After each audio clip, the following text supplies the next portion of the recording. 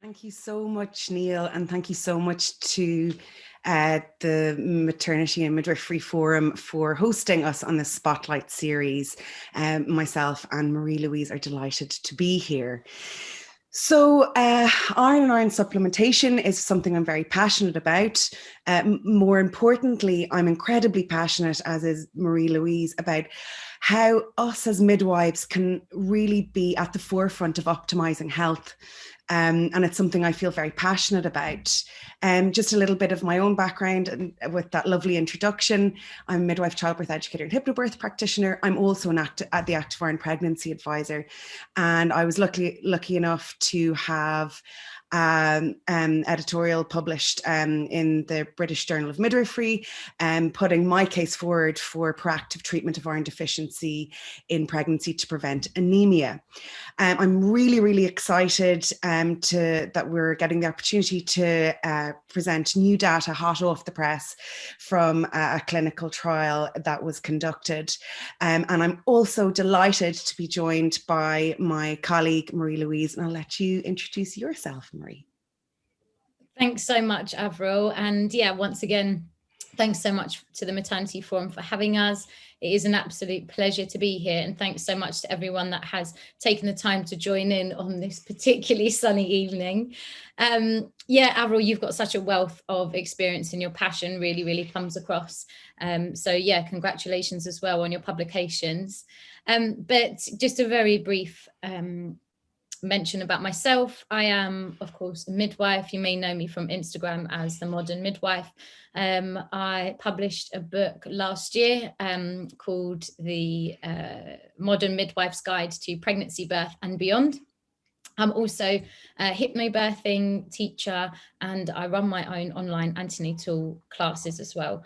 But yes, importantly, we are here today to talk all about anemia, iron supplementation. So yeah, I'll hand back over to you, Avril, to get going. Thanks so much, Marie. So what we'll be talking about this evening, a little bit of a refresh. I know we all know iron is really important, but sometimes we forget just how important.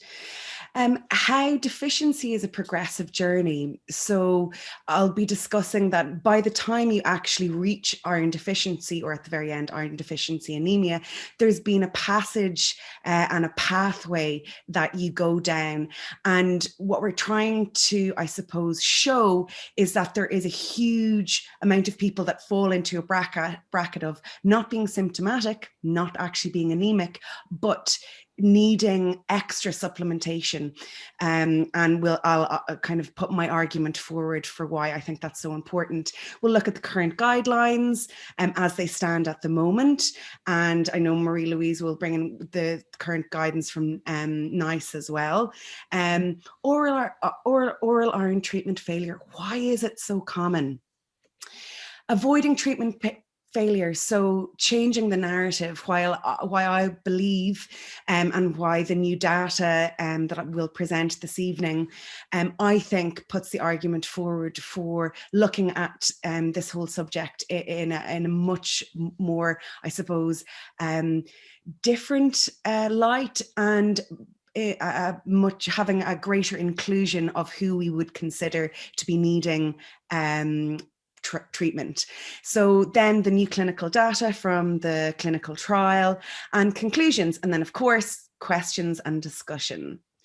So we all know that iron is a vital micronutrient. It's essential for oxygen transportation, for energy metabolism, for our cognitive function, blood cell formation and cell division, and there's been such a spotlight on it during the pandemic that it's so important for immune health. Interestingly, unlike other micronutrient and nutrient deficiencies, it affects low, middle and high income countries. So there really is a global perspective on this that is both interesting, but also means just how many women and babies are affected. The prevalence of deficiency is quite shocking. It globally is the most common nutritional deficiency. So the guesstimates are about 2.1 billion people in the world living with iron deficiency, which is quite a startling number. And women of childbearing age need, just generally in life, 2 times more daily iron than men. Have much deeper iron stores, ferritin stores. So we are, I suppose, women of childbearing age are affected much more by this.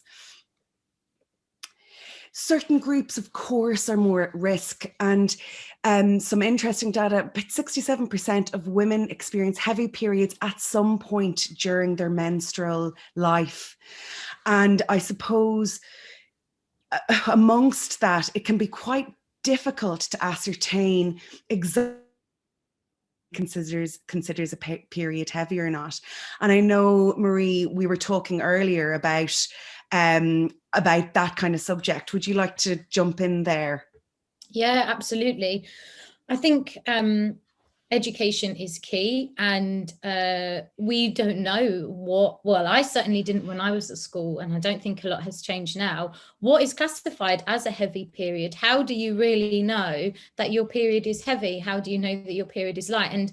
And there's a lot more education that I think needs to come about surrounding that from a school age, because if we start to educate women and girls and also boys and men about this, then of course putting the knowledge into their hands enables them to then go and have these discussions with their GPs and have these talks. So I think, the statistic of 67% of women is a particularly high statistic, but potentially even higher because of the classification of what you might think is normal and what I might think is abnormal. I mean, I've had some women bleeding really particularly heavy after birth, and I've had a little look and said, you're bleeding a bit heavier than expected, and they've openly told me, oh, this is just what my periods are like. And I'm shocked, like, this, you have periods this heavy? And they're like, yeah, that's normal for me.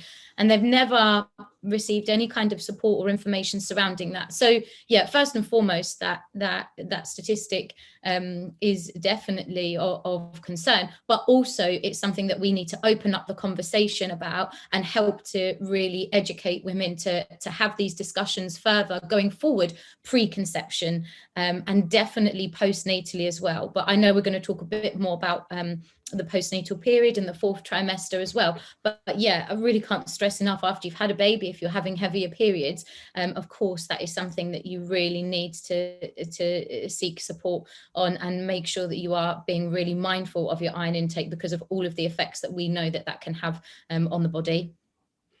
Thanks so much. So we know that 10 to 20% of menstruating women are already deficient heading in to before they actually conceive. And there would be an argument that number might be a lot higher, because ultimately, unless we are doing wide scale FBCs and then ferritin checks, it is an unknown as to how many. And I suppose what we're trying to say is that once a pregnant woman is deficient, no amount of iron intake by diet alone can replenish their levels. And the level of deficiency can be masked, because unless a ferritin level is checked, somebody might have a normal HB, but their levels are really low. So we just don't know. And there's an assumption that if your hemoglobin is within the normal range, then you're fine. And that's not the case. And what I mean by that is deficiency is progressive. So the end stage is functional iron deficiency anemia. But before we get to that stage, we have firstly storage depletion, so that the iron stores are dug into, and then mild functional. So somebody is functioning very well, their iron stores are totally gone and they're but their functional iron, so their hemoglobin, appears to be normal. So as you can see, by the time somebody actually gets to that point, there's a huge window of opportunity of perhaps if we got in earlier, then we would preclude the need for a more aggressive treatment later on, and a more aggressive treatment that has a 50% failure rate. It's also important to say that because nowadays people are on more restricted diets, so we have a lot of people who are vegetarian or vegan, getting enough iron from diet alone. And when we look at the needs of iron in pregnancy, there's a 2 to 3-fold increase in iron requirements during pregnancy, and even more so in the postnatal period. We know that if we have a healthy iron levels throughout pregnancy and in the postnatal period, then babies do better.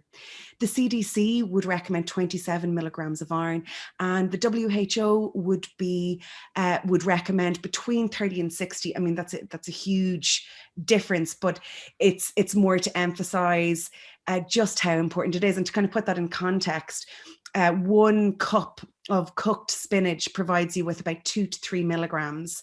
So you would be needing to eat an enormous amount of spinach in the hope of getting that. And that's just not attainable for a lot of people. So the current guidelines as they're defined at the moment, so anemia is defined as a hemoglobin less than 11, then in the second and third trimester, 10.5, and then in the postnatal period, 10. And the British Committee for Standards of Hematology recommend that we have an FBC at booking and at 28 weeks, but we only check ferritin levels if we suspect that a woman might be anemic. But as to what somebody would I suppose be concerned or would have a concern over a woman is very much up to interpretation. And I know, Marie Louise, we had a chat about that earlier as well. Yes, yeah, exactly. Yeah, with regards to that specifically.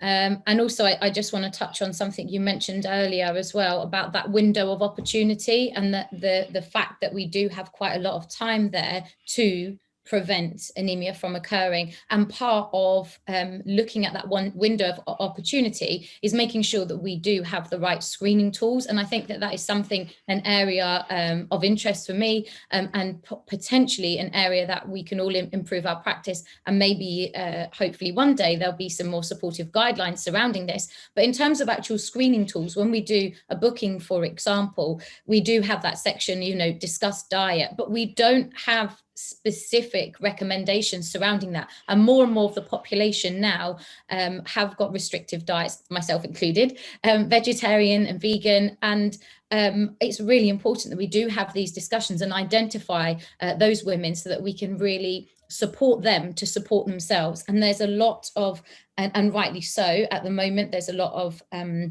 considerations and pushes towards empowering women to give them the information that they need to really take ownership of their care and be at the center of their care. And part of our role as midwives is ensuring that we do provide them with all of the information that's required for them specifically. So say, for example, you do have a lady that has had a baby, has had a cesarean section, then 9 months later, she's pregnant with her second baby. We need to not just be looking at the chance of potential scar rupture in labor. We need to be thinking about that entire pregnancy and how we can support her, and the fact that she would potentially be more at risk of becoming anemic because she's had a C-section. We know that the risk of bleeding increases. And also because she's had a second baby so close together. So, it's about piecing all of these bits of information, as we do in lots of our practice in midwifery, but it's about getting hold of that information and screening women properly so that we don't miss that window of opportunity. And we are having these discussions to really give women the information that they need to take ownership of their health and well-being. And just to echo that as well, you know, you very interestingly mentioned there's that huge gap between the FBC at booking and then at the beginning of the third trimester. Yeah. And somebody could have a, you know, quote unquote, normal hemoglobin at 12 to 14 weeks. But by the time they actually get to 28 weeks, that could be quite severely impacted. And then you're really you know, playing catch up. You're much further along, you've a far less window of opportunity to treat, and then you have a very high chance that the oral treatment might fail, and then you're into, you know, quite hard on women and quite intensive both monetarily and on staff when you're talking about parenteral iron replacement and that sort of thing. And I suppose as midwives, we're the optimizers of health and wellness. I suppose we need to be looking at this from a more holistic view.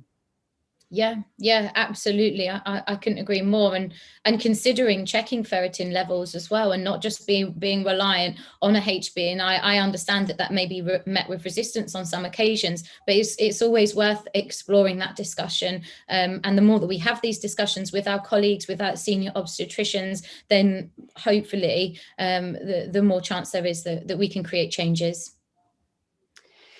So what are the risks? So when your iron stores are low, what are the risks to mother? Well, depletion of iron stores and ferritin levels is the most obvious one. Impaired hemoglobin production, leading to possible anemia in pregnancy, increased susceptibility and severity of infections, poor cognition and low productivity, increased risk of maternal mortality and morbidity, increased risk of PPH. And that's a particularly cruel one, because if you have somebody that's already vulnerable and you can end up having somebody that's very unwell indeed. Obviously then the big one, fatigue, shortness of breath, palpitations, and then very importantly, depression, low mood or irritability. And I think sometimes we can forget that there might be a physiological cause sometimes to what we would sometimes describe as the normal discomforts of pregnancy. And I can't emphasize enough that we shouldn't never kind of overlook things. For babies then, if mum has depleted stores and is low, there's a very good chance that baby might have infant iron deficiency in the first 3 months of life.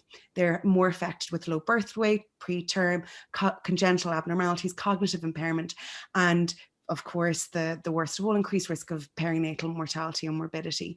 So the risks are huge, and I suppose we can't take them for granted in any way. The traditional oral iron supplementation and treatment failure. So traditionally, and these are the good points, traditional iron supplements are low cost, they're readily available, cheap and cheerful, but the problems are huge. They're very poorly absorbed, and the actual amount of elemental iron, so the amount of iron in the supplement compared to elemental iron and then what is absorbed, can be really quite shockingly low. And then, of course, because of the way iron interacts with the stomach lining, the gastrointestinal issues and side effects. And if we're talking about pregnancy, we're talking about women already, you know, in a normal, healthy pregnancy, you have women that are suffering with constipation, with esophageal, a little bit of reflux, and taking something that's going to make it way worse. It isn't particularly surprising that you can have people that lapse in their treatment, and that's totally understandable. Poor absorption is huge as well. There are so many different factors that can affect how you absorb iron when you take it, how much tea or coffee you're drinking, if you're taking it with or without food. So even if you are taking the iron, you might actually be absorbing it correctly, and other medications as well. 8 out of 10 people would complain of side effects, which is huge. And then, of course, the big statistic, you then have 50% of the people that are prescribed traditional oral iron supplements that lapse. And obviously, we have to take that as a treatment failure. They can also be quite slow to own up that they're not taking the iron, which is another problem, because we know, I mean, have you ever found that, Marie Louise, it can be hard for women to kind of say, I'm not taking that? Yeah, on occasions, women have said, I said, is everything okay with your iron, with taking your iron? And they've sort of brushed over it and said, yeah, everything's fine. I said, are you getting any symptoms with that? Because a common symptom can be constipation. And then they will sometimes say, well, actually, I have had really bad constipation, so much so I haven't taken my iron for 3 days, but I do plan to take one later on today or tomorrow or something. And I find that that as a result of the symptoms, they end up self-medicating away in a way that isn't prescribed. So that's how they will, they'll stop taking it for 5 days, then they'll take one, then they'll take one 3 days later because the constipation hasn't come back. And and as you say, then of course that leads to treatment failure. So why would I argue that we need to entirely change the narrative around avoiding treatment failure?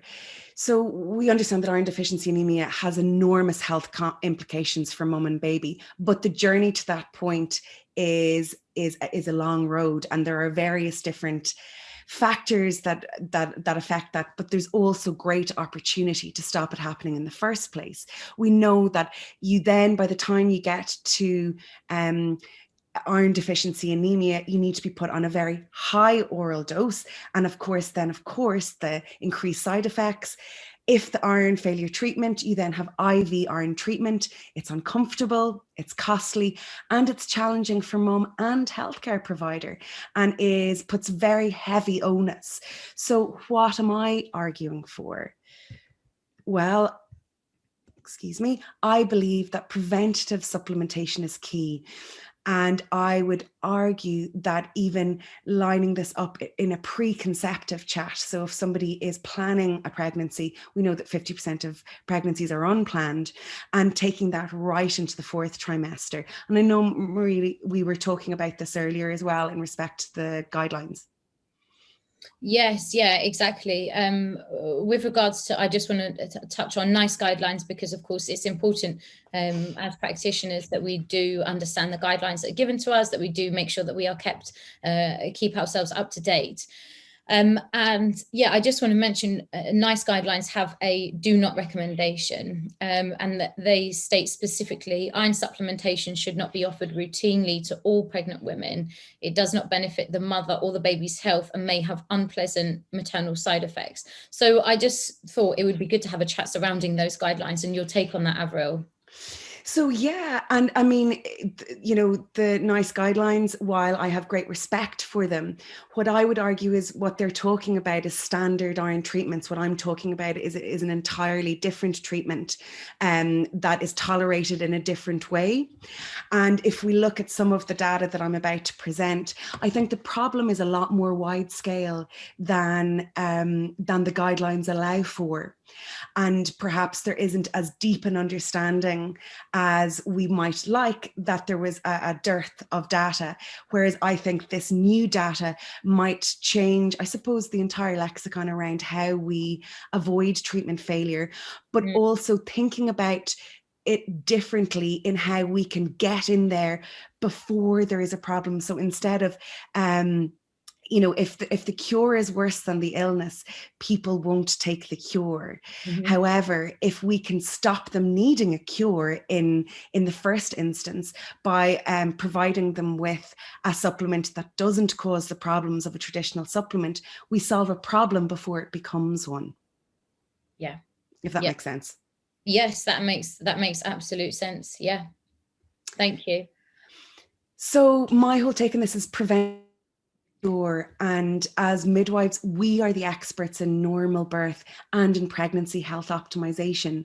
Many women have low iron stores pre-pregnancy. By the time they're identified, the problem is much, much harder to fix, much harder on mum, much harder on healthcare provider, much harder on the entire trust structure. I believe that preventative supplementation and early intervention to encourage maintenance of iron level throughout pregnancy, this might preclude the need for more expensive and risky and uncomfortable treatments. And you can see my expanded argument in that British Journal of Midwifery article that I wrote as well. And at the end, healthier mums and healthier babies mean healthier pregnancies overall and better outcomes for all service users. Would you echo me this in the NHS, Marie? Yeah, absolutely. In particular, of course, in your last point, healthier mums, healthier babies, healthier pregnancies. And to add to that as well, I think it's really interesting to touch on the topic of mental health, maternal mental health, and the fact that how iron deficiency can impact that.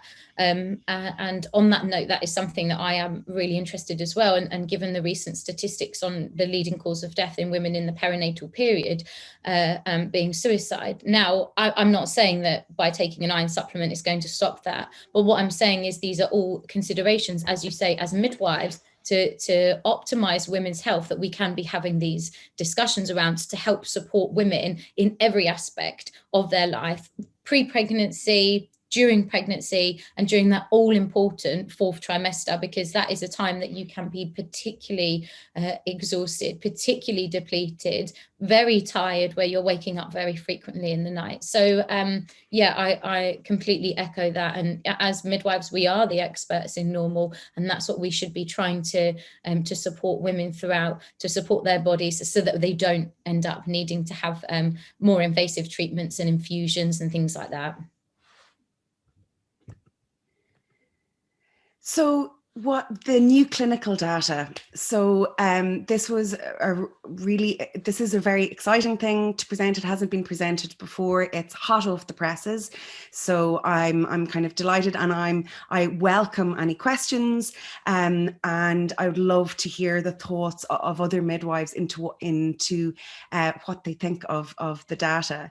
So I suppose the study design, the purpose was to investigate the prevalence of inadequate iron levels. So we were suspicious that, when people have a treatment failure, going into that, what were their iron levels like? So investigate the prevalence of inadequate iron levels in a screening cohort study of women of childbearing age with a self-reported history of intolerance to oral iron. So this was people who said themselves that normal iron supplements didn't suit. So then through the jigs and the reels, the treatment study was with 59 women, and it was to compare compliance, gastrointestinal tolerability, and obviously the efficacy associated with 3 different doses of active iron in this difficult to treat cohort. So the screening study results were quite startling. Almost 2/3 had inadequate iron levels. And the most common adverse gastrointestinal effect of oral iron reported were constipation, affecting 8 out of 10, and abdominal pain and nausea, affecting 58%. So what was found with active iron? Well, the great news was in this quote unquote difficult to treat cohort, it was 4 times better compliance on active iron versus their previous treatment. And one of the best ones, 6 times less gut irritation on active iron versus previous oral iron. This was echoing data, but it was very interesting because it in the doses of, one group was in a dose of 25 milligrams, another group was in 50 milligrams. That didn't affect, increasing the dose to 50 milligrams didn't actually affect or cause greater gut irritation, which is really brilliant. So it meant that the active iron supplement didn't cause, despite being taking two of the tablets, it didn't actually increase the gut irritation, which was really, really good. And of course, excellent for the people that took part in the trial. Then patients had significantly improved gut symptom score on active iron versus previous oral iron. So the average DS/S score on active iron didn't change over time. So regardless of the length of time that they were on active iron, they still had really, really positive scores, which was also great. And this was another really, really exciting finding. So 94% showed an increase in iron stores. So we can now say that clinically active iron actually replenishes the iron stores.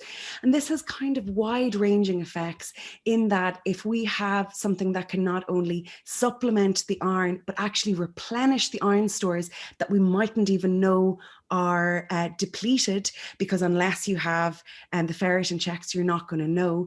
It means that this is a really, really positive step forward in avoiding the future of treatment failure. What did you think of the stats, Marie? Yeah, really interesting. In particular, the one that's on screen now, with a 94% increase in iron stores, because of course that's a crucial part of supporting your iron intake. So yeah, I found that particularly interesting, and also the compliance as well. The fact that there is reduced GI symptoms for women during pregnancy. You get various different symptoms. So, making sure that we don't get to a stage whereby they do have that gut irritation. If we can avoid that, then of course that's a huge benefit. And I don't think that one can be underestimated as well, because it's very uncomfortable for women. Absolutely. And I suppose when you're having those discomforts of pregnancy, you're just not going to take something that's going to make them so much worse. Yeah, exactly. Of course not. And then I think with that as well, there's that guilt associated. And I've had many conversations with women about that, where they've been almost apologetic for not taking their iron. And it's sort of, it's the worst of the two evils. They feel really bad that they're not taking it. But equally, is the physical symptoms, they aren't actually able to tolerate them. So yeah. Growing a human is hard work. It is. So active iron showed an increase in hemoglobin levels overall in participants. And then, of course, at a dosage of 50 milligrams of active iron, 2 capsules, hemoglobin increased by 1.35 grams per deciliter. So that was, very, very positive, and really showed that active iron can really, really help in a cohort of people that are difficult to treat and that previously have really had a rough enough time on other supplements. And a very relevant one as well, energy and fatigue scores were significantly depressed in the cohort at baseline. Despite the pandemic, energy and fatigue scores increased significantly, in the overall group over the study period, which was really, really positive. I know in other studies that showed in general, our fatigue scores were far higher during the pandemic for obvious reasons, but it was great in this cohort that they actually increased in being less tired and more able. And I suppose in relation to pregnant women, that would be a wonderful thing as well. Because one of the things I often wonder, do we sometimes dismiss some of those symptoms, sometimes particularly postnatally? You have a baby, you're tired. And if we dug a little bit deeper, are we missing a window there that, yes, of course you're going to be tired, but maybe there's a little deeper reason? Would you agree, Marie? Yes, absolutely. And on that note specifically about postnatal care, we don't routinely check women's iron levels after they've had a baby. And, you might have a woman who's had an estimated blood loss, and, we know how, quite frankly, inaccurate estimated blood loss can be. So you may have a woman who is particularly petite and small. Maybe she has a restrictive diet as well. She's had a 300 ml EBL. That, you'd say, oh yeah, that's absolutely fine. She's not had and maybe she had a borderline low HB before, so she's not had any treatment. She's then gone on to have this PPH. She's small. how is her body then going to cope with that? She's then, of course, she's going to get symptoms, because, okay, 300 ml blood loss might be normal for the wider population, but for this woman in particular, she's going to potentially feel the side effects of that. And I think that, you know, as mentioned earlier, it is important that rather than just look at numbers, we are looking at women, we are looking at their specific circumstances and what they are experiencing, and also their lifestyle. And very interestingly as well, in the study, one of the things that was quite startling is that, you know, some don't give us the full picture. So the threshold of what is considered low iron stores, in some respects would be 12 and less, in some respects would be 30 and less. But what we actually found in the study was that people were as symptomatic where their ferritin was anywhere below 30, whereas actually they wouldn't be considered to have low iron stores unless it was 12 and below. So in the same way that the levels of hemoglobin, you can have somebody that has a hemoglobin of 12, but that doesn't mean to say that for that individual that they mightn't be feeling great at that level. So I suppose us as midwives that are passionate about women-centered and individualized care, I think sometimes we can rely overly heavily on those thresholds and cutoffs, as opposed to really looking at the individual that's in front of us. Yeah, absolutely. I second that. So with active iron, the kind of the sum up: 4 times better compliance, 6 times less gut irritation, and 94% increase in median iron stores, up from 8 to 15 in the overall group taking active iron, which was really, really good news. And of course, energy scores were increased significantly in the overall group taking. So we have, as well in active iron, we also have a new-ish Pregnancy Plus. So it has the active iron, which you can buy separately as well, the 25 milligram dose. We have sustainably sourced omega-3, DHA, and there is a complete multivitamin with active folic as well. So it has active folic, which is 3 times better absorbed. And I suppose it's to say that that product is there, and of course we welcome all and every questions.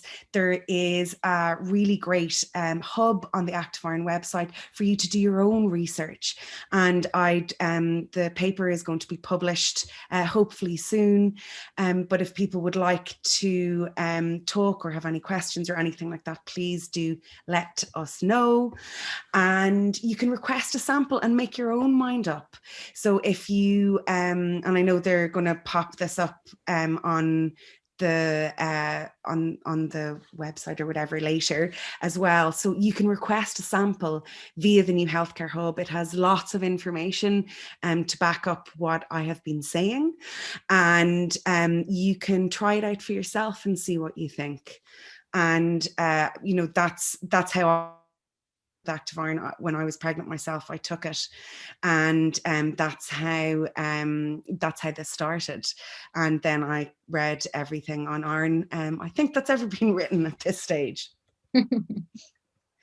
So in conclusion, what are we saying? Inadequate iron levels have far-reaching health consequences for mum, baby, and the wider global community.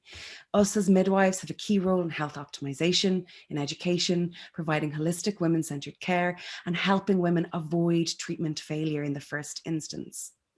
I would recommend that routine supplementation from preconception to the postnatal period could be a huge step in the right direction. And I'm interested to hear the discussion and questions on that.